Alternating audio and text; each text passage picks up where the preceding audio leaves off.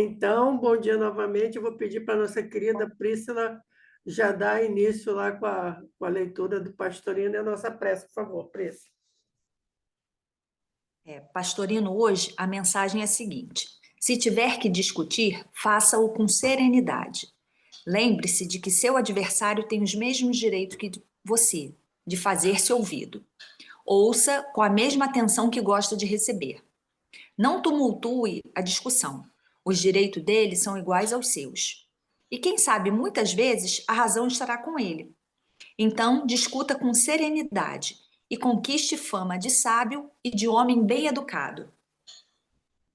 Então, Pastorino hoje começa assim com um super puxão de orelha, né?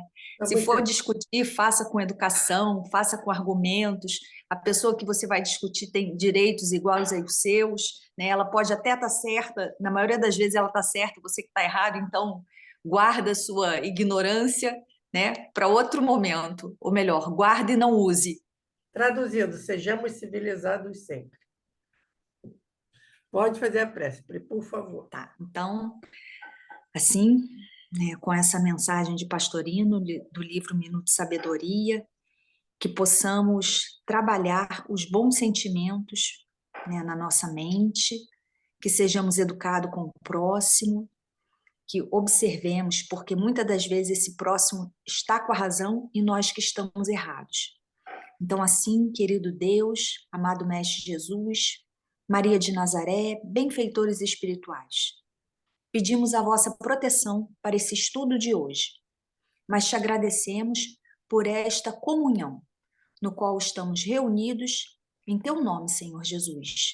E por conta disso, o Senhor está conosco, nas nossas casas, que as bênçãos que são derramadas sobre nós, Senhor, possa se espalhar por toda a vizinhança, chegando naqueles corações mais embrutecidos, naqueles corações mais necessitados, Senhor. Que essa palavra, né, que esse estudo possa ser um alento para os nossos corações. E mais do que isso, Senhor, que possamos exemplificar no nosso dia a dia o que aqui estudamos, porque não adianta sabermos a teoria e não sermos verdadeiramente cristãos no dia a dia. Então, assim, Senhor, vamos pedir também que os médicos espirituais fluidifiquem a nossa água, colocando o lenitivo necessário para o nosso corpo físico e espiritual. E assim, Senhor, pedimos a vossa permissão para iniciarmos mais um estudo abençoado do dia de hoje. Que assim seja, graças a Deus. Graças a Deus. Pode dar início. Pode, né? Hoje é Lucas, Evangelho de Lucas 6, 20 a 23, que fala o seguinte: e levantando ele os olhos para os seus discípulos, dizia: bem-aventurados vós, os pobres, porque vosso é o reino de Deus. Bem-aventurados vós, que agora tendes fome, porque sereis fartos. Bem-aventurados vós, que agora chorais, porque haveis de rir. Bem-aventurados sereis quando os homens vos aborrecerem, e quando vos separarem, e vos injuriarem e rejeitarem o vosso nome como mal, por causa do Filho do Homem. Folgai nesse dia, exultai, porque eis que é grande o vosso galardão no céu, pois assim faziam seus pais aos profetas. E aí, na pesquisa de hoje, eu peguei mais uma vez Emmanuel, né? No livro Pão Nosso, né? Psicografia de Chico Xavier, o capítulo fala das bem-aventuranças. E aí, como de costume, né, Emmanuel cita Lucas 6:22, que diz que bem-aventurados serão quando os homens vos aborrecerem e quando vos separarem, vos injuriarem e rejeitarem o vosso nome como mal por causa do Filho do Homem. E aí ele começa dizendo o seguinte, que o problema das bem-aventuranças exige sérias reflexões, antes de interpretado por questão líquida, nos bastidores do conhecimento. Confere Jesus a credencial de bem-aventurados aos seguidores que lhe partilham as aflições e trabalhos. Todavia, cabe-nos salientar que o Mestre categoriza sacrifícios e sofrimentos à conta de bênçãos educativas e redentoras. Surge, então, o imperativo de saber aceitá-los.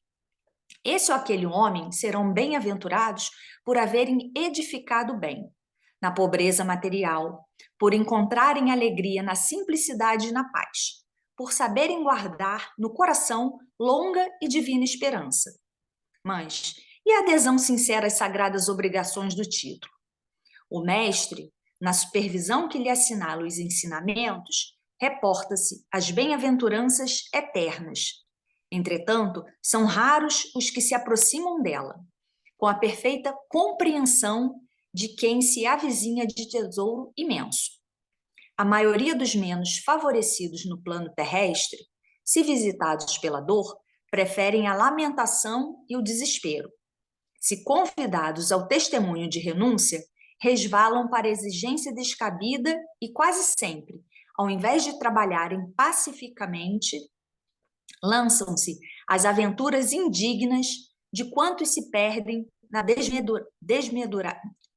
desmesurada ambição. Ofereceu Jesus muitas bem-aventuranças. Raros, porém, desejam-nas.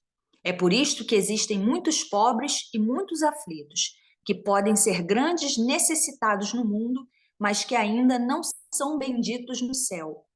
Então, assim, Emmanuel começa falando, né, que essa questão das bem-aventuranças, a gente tem que ter muita reflexão, tem que observar, porque Jesus, quando diz da questão dos bem-aventurados, né, não é que você é bem-aventurado e você vai ter só glória, só coisas boas, não, você tem que trabalhar, né, a gente tem que pensar que nós temos que trabalhar os nossos sentimentos, né, e muitas das vezes acontece algo que a gente acha que é ruim, às vezes a gente se revolta, a gente reclama, fala que Deus não está sendo injusto, então acaba perdendo aquela prova, né? Porque você, ao invés de aceitar, de ter resignação, você ainda não consegue, né? Eu estou falando você, mas isso muitas das vezes acontece comigo, né? Eu ainda não consigo entender essa benevolência de Deus, né? Mesmo estudando, sabendo que Deus é bom, que é amoroso, né? Que as qualidades dele são infinitas e que eu não sei nem classificá-las.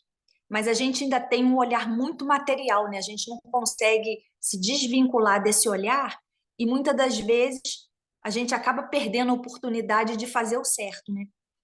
Mas uma vez ou outra a gente acerta, né? E a gente vai caminhando com isso, então que a gente possa lembrar, né, desses ensinamentos de Jesus e lembrar que a gente tem provas, né, a passar, tem obstáculos a serem seguidos, né? Então, só a gente que pode passar por ele, né? Eu só posso passar pelos meus obstáculos, eu posso auxiliar o meu irmão, mas ele tem que passar pelos obstáculos dele. Mas que a gente possa ter a certeza de que Jesus está junto conosco, né? E que nada na nossa vida está largado, né?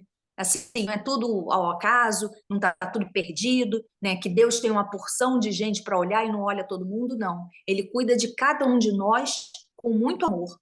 E só estudando para a gente saber, né? Mas às vezes a gente sabe com a cabeça, né? Mentalmente a gente sabe, mas o coração ainda não conseguiu aprender o ensinamento, né? Sim, nessa parte que a gente está fazendo o estudo hoje, ele fala das bem-aventuranças que são decorrentes do sofrimento. Tem outras bem-aventuranças, os mansos, mas aqui nessa parte que a gente está, é coisa do que chorais, e etc. e tal. Por quê? Porque Jesus sabe, ele está se referindo ao planeta de prova e expiação, em que, infelizmente, para se alcançar uma evolução, a gente ainda tem muito a ser resgatado em forma de dores e sofrimentos, infelizmente, porque a gente sabe que o ideal é que o ser humano aprenda por amor, mas a gente não está no nível evolutivo de resgatar e aprender por amor. Então, por isso, essa bem-aventurança aqui se refere a dor e sofrimento. E você falou uma coisa assim excelente. Não adianta, de forma alguma, você sofrer. Você pode ser a pessoa que mais sofreu no mundo, mas se você sofreu com revolta, se esse sofrimento não te ensinou nada, você desperdiçou isso. Não adianta, não é uma bem-aventurança. Passou a ser outra coisa, porque a bem-aventurança vem do saber sofrer, de ter a resiliência, a resignação e tentar ter o entendimento daquilo, e principalmente tem uma frasezinha assim que eu acho que encerra um ensinamento muito profundo, quando a gente diz: cumpra-se em mim a sua vontade. Quando a gente se coloca como um ser onde é feita a vontade do Pai, a gente tem que ter a consciência que nem sempre a vontade do Pai é somente gozo e prazer. Pode vir nesse bojo também o sofrimento, que ele tem que ser abraçado com o mesmo amor. Pode falar, Mercedes, por favor. Liga o seu som, senão é só mímica. Se você não ligar o seu microfone, você só está fazendo mímica, por favor. Agora É que eu estou com a compartilhe.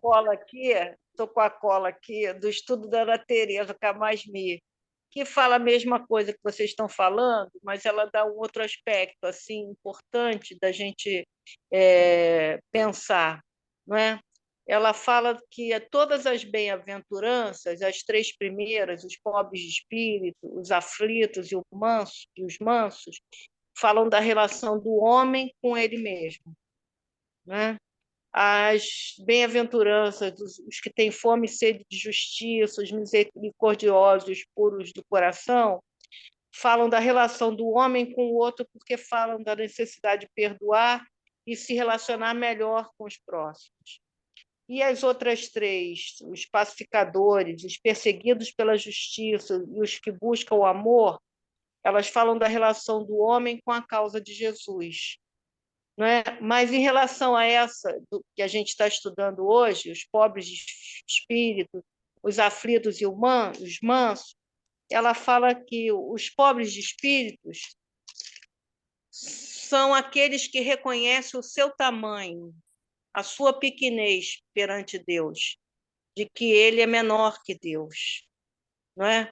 Então, quando essa bem-aventurança vem primeiro, não é? O pobre de espírito vem primeiro, e depois vem bem-aventurados os aflitos que serão consolados, você só vai ser consolado se você reconhece o seu tamanho, a sua pequenez em relação a Deus.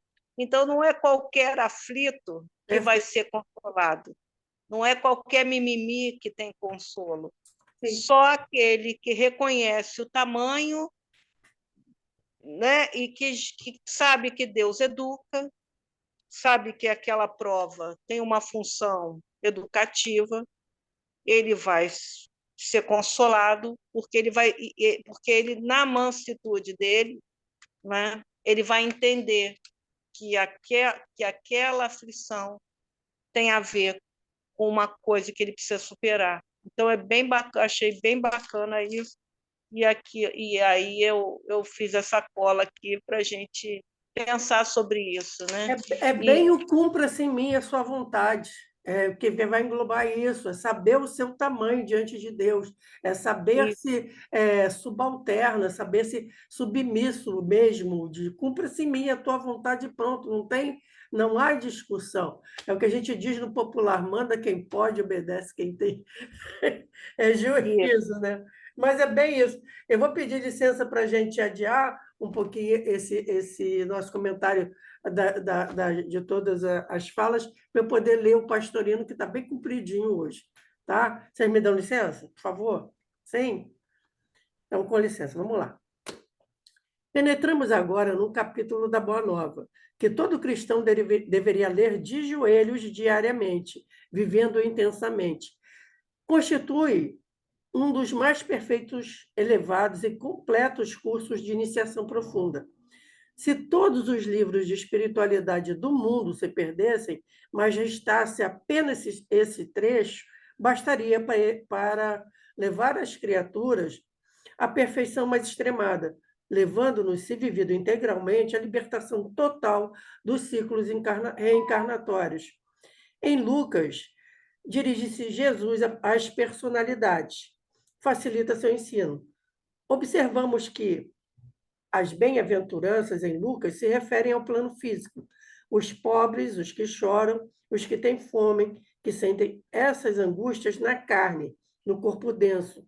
E o mestre se refere exatamente à pobreza de dinheiro, às lágrimas das dores, à fome de comida.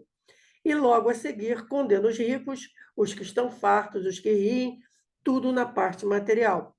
Passamos agora ao comentário esotérico, onde procuraremos penetrar não apenas o sentido profundo das palavras de Jesus, como também meditar a respeito de algumas das correspondências das bem-aventuranças com outros ensinamentos do próprio Jesus e de outros conhecimentos da realidade da vida. Será um resumo de estudo comparativo, que poderá ser multiplicado pelos leitores em suas meditações a respeito. Vamos verificar que as 7 bem-aventuranças dão os 7 passos essenciais da evolução íntima de todas as criaturas para atingir aquilo que Paulo afirma que todos deverão alcançar, até que todos cheguemos à unidade da convicção e do pleno conhecimento pela vivência do Filho de Deus, ao estado do homem perfeito, à medida da estatura da plenitude de Cristo. Isso está em Éfeso 14:13. Ou seja, até que consigamos que o Cristo viva plenamente em nós e nossa vida seja unificada a dele. Todos aqueles que, mesmo ainda presos à matéria, já atingiram um grau evolutivo que os faz compreender a necessidade de passar do negativo ao positivo, da matéria ao espírito, começam a aborrecer a materialidade, com todo o seu cortejo de bens materiais, sensações, emoções, e então mendigam o espírito ansiosa e insistentemente, sentindo que, para eles, o único pão vivo é o que vem do céu, é o Cristo interno, o Deus que habita em nós. Aqui ele está falando dos que sentem fome, né? Que mendigam o pão espiritual. Ainda estão sujeitos às forças materiais, mas pedem para delas ser libertados, pois constituem elas o mal para eles, o maior adversário. E a gente já estudou que aqui em Pastorino, esse adversário que tem a significação de Satanás, de diabo, não como uma entidade, mas como esse lado. Não é bem, eu não gosto da palavra, ele usa negativo, mas eu não gosto. É no lado antagônico da evolução humana, o maior adversário do desenvolvimento interior espiritual. Esses, não há dúvida, são os candidatos mais sérios aos reinos dos céus. É que justamente o reino espiritual, acima do reino mineral, do reino vegetal, do reino animal, do reino hominal, e o reino espiritual ou celestial, ou reino dos céus, quando atingido conscientemente, mesmo na permanência da criatura na matéria, traz a realização do objetivo máximo da evolução, que é passar de um reino ao outro, desenvolvendo em si as forças superiores, pelo domínio das inferiores. Todo ensinamento de Jesus visou e visa ensinar aos homens como abandonar o reino nominal para atingir o reino espiritual, ou dos céus, ou o reino de Deus. Lição de como dar um passo a mais na estrada evolutiva que ele nos ensinou com palavras e, sobretudo, com seu exemplo. Além da prisão na matéria, o espírito que compreendeu sua necessidade imperiosa de evoluir procura libertar-se também das sensações causadas por forças externas e chora pelo fato de ver-se ainda prisioneiro dos 5 sentidos limitadores, 5 portas por onde entram as tentações, as provações, os sofrimentos que ainda lhes ferem a sensibilidade. Para todos, as tentações ou provações, as dores e os sofrimentos físicos são causados pelas forças etéricas no sistema nervoso. Ora, todo esse complexo de forças em choque violento traz lágrimas de angústia na verificação da dificuldade, ou até, por vezes, da impossibilidade de libertação imediata. Nesse plano etérico, manifestam-se os elementais, obsessões tenazes, os assédios do hipnotismo coletivo, de forças que vivem a sugestionar a humanidade, quer pela propaganda, quer pelas ideias matrizes que procuram amoldar o nosso intelecto proveniente de elementos encarnados e desencarnados. Um adendo, a gente está vendo muito bem isso acontecer no nosso entorno aqui. Toda a humanidade atualmente se acha hipnotizada, ou pelo menos sugestionada pela leitura, pela audição de rádios, quer dizer, rádios, hoje em dia internet, né? Pela visão de imagens nas TVs, que impõem ideias produtos, slogans, pontos de vista, buscando desviar a criatura, ou seja, tentá-la, para fazê-la sair da estrada certa da interiorização que a levaria à felicidade do encontro com Cristo interno, ao mergulho na consciência cósmica. Sente-se o homem em trevas, sem saber por onde fugir a esse impiedoso cerco das forças violentas. E para este é que o Cristo se apresenta. Eu sou a luz do mundo, desse mundo conturbado. Então, a prece que mais natural se expande de nosso coração consiste nas palavras: não nos induzas às provações, não nos leves, Pai, a uma permanência demasiadamente longa nesse plano. E ao proferir essas palavras, as lágrimas saltam do coração para os olhos. Mais ainda, felizes os que choram essas lágrimas, porque ao menos compreenderam seu estado e, com essa compreensão, têm os meios de sair dele. Esses, pois, serão consolados com a libertação dessas angústias, torturantes, mas, ao mesmo tempo, purificadoras. Além do corpo, além das sensações, o aspirante sente-se, à proporção que evolui, o atraso que lhe causam as emoções, manifestações puramente animal da alma. As emoções são movimentos anímicos entre os dois polos extremos, o positivo, amor, e o negativo, ódio, com todos os matizes intermediários. O que mais prende o espírito ao ciclo reencarnatório é exatamente a faixa emocional, que os não evoluídos confundem com evolução, quando a experimentam em relação ao polo positivo, quer dizer, em relação ao amor. Explicamos-nos. O devoto que sente emoção e chora ao orar, aquele que se emociona ao ver a dor alheia, sentindo-a em si mesmo, o amoroso que vibra emocionalmente diante da pessoa, das pessoas amadas, o orador que derrama lágrimas emotivas ao narrar os sofrimentos de Jesus e que comove o auditório, arrastando a reforma mental, todos esses estão agindo no plano puramente animal, que é o das emoções. Isso aqui vai dar muita conversa, né? Porque aqui ele está colocando um conceito que a gente, e pelo menos eu não tinha parado para pensar sobre isso, mas vamos nós. O amor, a caridade, a prece que Jesus ensinou, não são manifestações emotivas, são espirituais, e só poderão ser puras, elevadas, divinas, quando nada mais tiverem de emotividade. A libertação dessa emotividade, que tanto mal causa à humanidade, é obtida quando a criatura conquista a mansidão, a paciência, a resignação ativa, a conformação com tudo o que com ela ocorre. Cristo, em relação a este plano, é a porta das ovelhas, porque só através dele podemos sair do plano animal, das ovelhas, e penetrar no plano nominal, subindo daí até o reino celestial divino. A prece coincide perfeitamente a lei do plano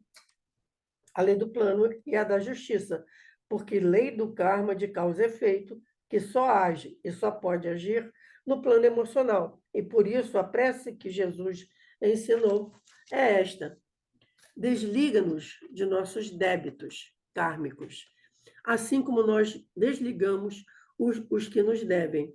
O termo grego exprime esse desligar, é resgatar, soltar, desligar, liberar.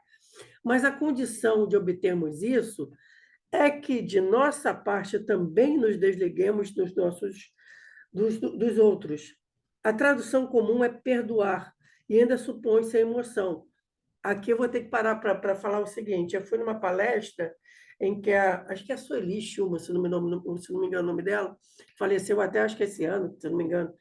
Ela, no começo da palestra, ela chega e diz que Jesus... Como é que é? Acho que Jesus não perdoou ninguém, ou que a gente não deveria perdoar ninguém. Aí ficou a plateia toda em silêncio, assim. Como assim não perdoou? Porque ela falou, porque só perdoa quem se sente ofendido. Jesus nem se sentia ofendido para perdoar. Então, nem existia possibilidade de perdoar, porque só perdoa quem é ofendido. E aqui ele está entrando nisso aqui. É que de nossa parte também nos desliguemos dos outros. A tradução comum é perdoar, que ainda supõe emoção. O perdão dá a entender que a pessoa se sentiu ofendida e depois, reagindo, vencendo-se a si mesma superiormente, concede com generosidade o perdão. Tudo no campo emotivo. Nada disso ensinou Jesus, mas era natural que a humanidade, que tantos séculos viveu e ainda vive às expensas das emoções, se pudesse entender, só pudesse entender nesse plano. Vendo melhor hoje, compreendemos que não é isso. Trata-se do desligamento, como tão bem exprime a palavra original grega. Nem a criatura se sente ofendida, porque nada atinge nosso eu real, nem precisa perdoar, porque não se julga magoada. Simplesmente se desliga, como se as ocorrências se tivessem passado com pessoas totalmente estranhas. O perdão ainda supõe, da parte de quem o dá, o sentimento emocional da vaidade. Ora, de fato, qualquer coisa que atinja nosso eu pequeno só fere exatamente uma criatura estranha, passageira, ilusória, a nossa personalidade, que é esse eu pequeno, passageiro e ilusório. Por que se importar com isso, o eu real inatingível? Ele coloca aqui belamente. Quem se ofende é a nossa personalidade. Por que meu espírito eterno vai se importar com isso? O que tem que fazer é desligar-se totalmente para subir de plano e não ficar preso a emoções várias que só trazem perturbação. Aqueles que, vencidas as emoções, todas boas e más, conseguirem a mansidão mais absoluta, a inalterabilidade, esses herdarão a terra após sua reencarnação. A interpretação profunda não difere muito da comum.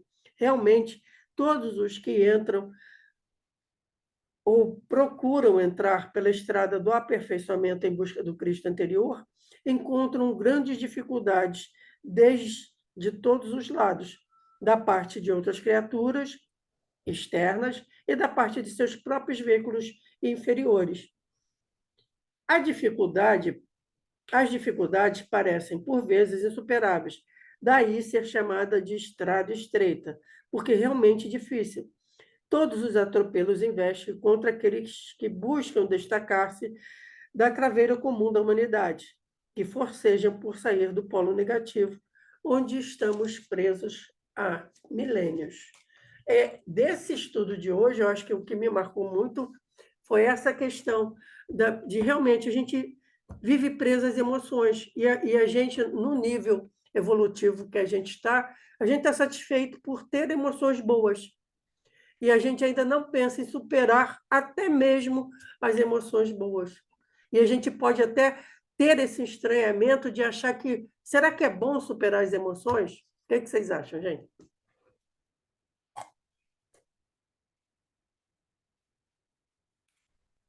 Eu ainda não consigo. Não, nenhum de nós. Mas a ideia disso, o que você achou? Para mim ainda é estranho. Na humanidade é estranho. Na humanidade ainda é muito estranho, né? Na minha humanidade ainda é muito estranho. Na nossa pequena humanidade, porque a gente acha o máximo, a gente já conseguir se emocionar com a dor da outra pessoa, a gente acha que isso aí já está, né? Mas ele está propondo algo além disso, o desligamento. Fala, Priscila. Eu estou rindo aqui porque eu também estou no mesmo nível. Ainda não. Eu estava achando que ao emocionar com o outro, né, essa questão toda já estava assim, melhorando. Chegou aquele balde de água fria, Priscila, volta.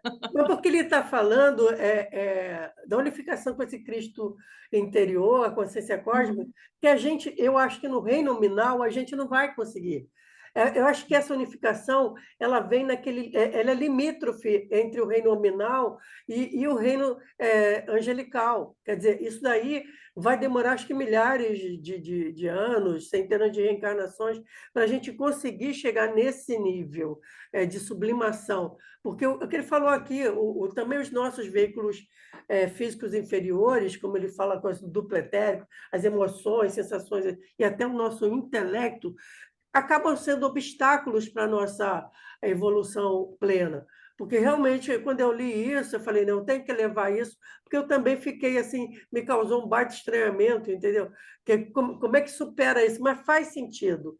Quando a gente pensa em Jesus ali, é, porque ele está ali, fala para Judas, vai fazer o que você tem que fazer, e sem mágoa, sem nada, porque ele também já superou essa coisa da emoção. Quando ele vira para a mãe e diz, mulher, eis aí teu filho, e aí vira para João e diz, eis aí tua mãe, também, sabe, porque é o que ali está, é uma visão assim cósmica da coisa, que vai muito além de laços afetivos provenientes de uma filiação, etc. Ele já vê todos como seus irmãos.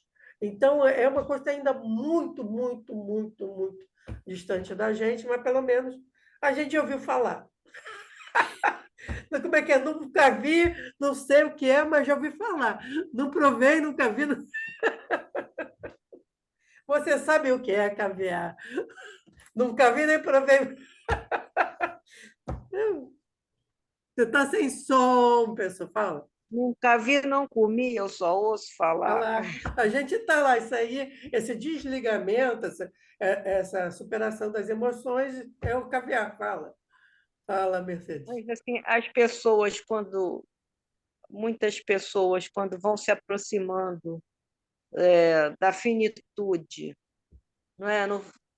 Na velhice, eu não sei se ali existe esse amortecimento também das emoções ou se é só uma coisa física, né? Experiência pessoal, tá? Que já trabalhei em centro que tinha muita coisa da desobsessão, etc., de ir ao enterro de uma médium da casa, uma médium bem considerada da casa, trabalhadora, fiel, excelente médium, só que a gente vai ao enterro dela e, em seguida, lá, porque era perto do nosso centro, o cemitério, a gente, nem a gente é obrigado, alguém sentiu a presença dela, então ela é evocada e ela demonstra ali, tem uma experiência de psicofonia, e ela diz que ela está em desequilíbrio, por quê? Porque ela morre preocupada com o destino da sobrinha que ela cuidou a vida toda. A minha mãe mesmo, uma pessoa maravilhosa, evoluidíssima, ajudava todo mundo, mas ficou em extrema perturbação, por quê? Por se ver privada da minha companhia. Por quê? É a coisa do emocional que ainda não é superado. Porque aí volta a história, se a pessoa tem uma visão puramente espiritual, por exemplo, no caso da minha mãe, como eu falei para ela, morte não existe, daqui a pouco a gente está junto de novo, e tempo é uma coisa mega relativo. No caso que doutrinaram a médica que eu estou citando, a sobrinha é filha de Deus como ela, Deus vai cuidar da sobrinha como cuida de tudo, então é confiar em Deus e ponto final. As nossas emoções, é mesmo aquela que a gente considera boas, como o amor, o cuidado, a preocupação, realmente nos desequilibram. E eu diria até principalmente, Mercedes, no momento da morte.